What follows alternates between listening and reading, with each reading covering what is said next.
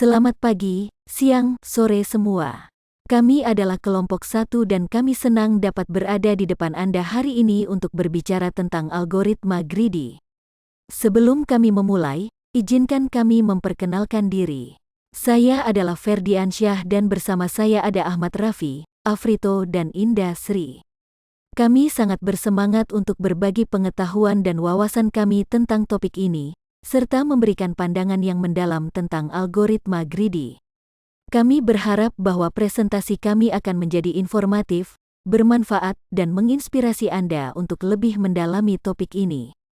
Kami akan membagi presentasi kami menjadi beberapa bagian, dan setelah presentasi, pengertian algoritma greedy merupakan algoritma yang menyangkut masalah optimasi, yaitu masalah yang ingin memaksimalkan atau meminimalisasikan sebuah fungsi objektif.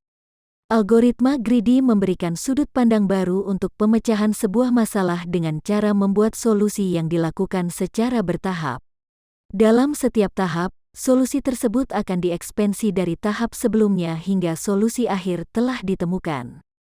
Fungsi 1. Solusi efisien 2. Sederhana dan mudah diimplementasikan 3. Mudah diterapkan pada berbagai jenis masalah 4. Tidak selalu menghasilkan solusi optimal.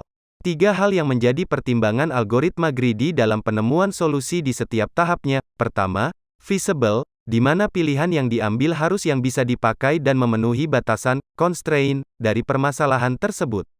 Kedua, locally optimal, di mana pilihan yang diambil merupakan pilihan yang optimal di langkah tersebut. Hal ini dilakukan karena algoritma greedy berharap tahap-tahap yang optimal lokal dapat mengantar kepada solusi yang optimal secara global.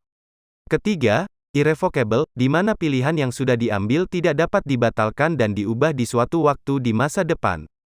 Pencarian pada dasarnya teknik searching. Pencarian dapat dibagi menjadi dua kelompok, yaitu pencarian buta, blind search, dan pencarian terbimbing, heuristic search. Untuk mengukur performa metode pencarian, terdapat 4 kriteria yang dapat dilakukan adalah completeness. Apakah metode tersebut menjamin penemuan solusi jika solusinya memang ada? Time complexity.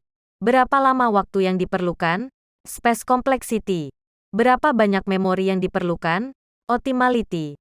Apakah metode tersebut menjamin menemukan solusi yang terbaik jika terdapat beberapa solusi yang berbeda? Jalur terpendek. Lintasan terpendek antara dua atau beberapa simpul lebih yang berhubungan. Persoalan mencari lintasan terpendek di dalam graf merupakan salah satu persoalan optimasi. Persoalan ini biasanya direpresentasikan dalam bentuk graf. Graf yang digunakan dalam pencarian lintasan terpendek atau shortest path adalah graf berbobot, weighted graph, yaitu graf yang setiap sisinya diberikan suatu nilai atau bobot. Bobot pada sisi graf dapat menyatakan jarak antar kota, waktu pengiriman pesan, ongkos pembangunan, dan sebagainya.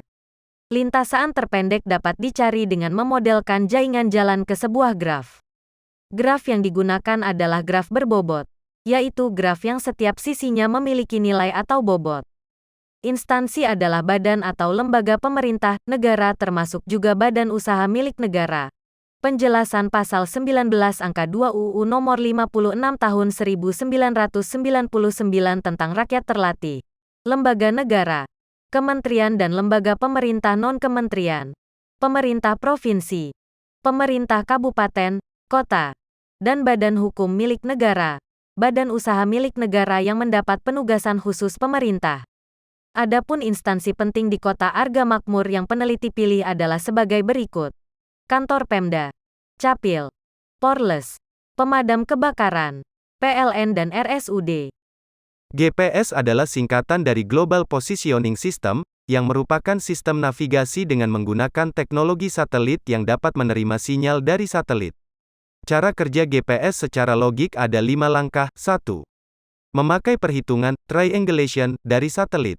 2. Untuk perhitungan triangulation, GPS mengukur jarak menggunakan travel time sinyal radio. 3. Untuk mengukur travel time, GPS memerlukan akurasi waktu yang tinggi.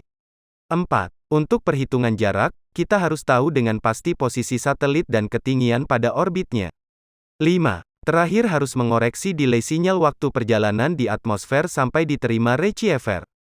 Kelebihan dan kekurangan. Kelebihan 1. Cepat dalam mengambil keputusan. 2. Efisien dan tidak memerlukan waktu banyak. 3. Sangat mudah diimplementasikan pada beberapa permasalahan yang ada. Kekurangan 1. Memiliki hasil akhir yang kurang baik karena tidak memikirkan konsekuensinya. 2. Tidak dapat memantau parameter. Kesepian tanpa kekasih. Sekian, terima kasih.